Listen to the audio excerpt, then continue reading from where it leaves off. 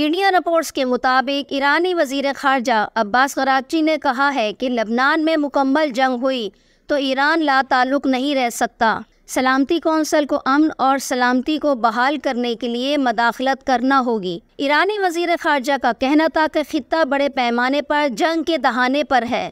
اسرائیل تمام ریڈ لائنیں کراس کر چکا ہے۔ اسرائیل کی قیادت کو سمجھنا چاہیے کہ ان کی جرائم کی سزا ملنی ہے۔ انہوں نے کہا کہ ایران لبنان میں اسرائیلی مظالم اور قبضے کے خلاف دفاع کے لیے حزب اللہ کی حمایت کرتا ہے۔ اقوام متحدہ میں اسرائیلی مندوب نے کہا کہ اسرائیل لبنان میں سفارتکاری کو ترجیح دے گا۔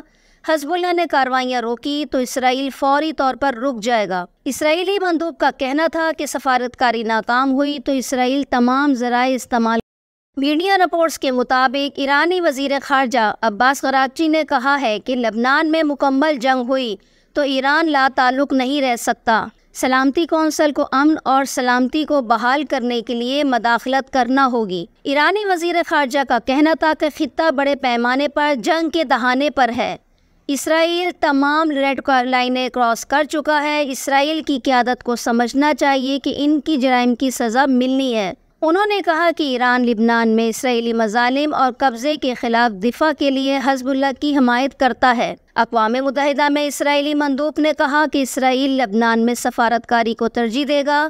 حزب اللہ نے کارروائیاں روکی تو اسرائیل فوری طور پر رک جائے گا۔ اسرائیلی مندوب کا کہنا تھا کہ سفارتکاری ناکام ہوئی تو اسرائیل تمام ذرائع استعمال کرے گا۔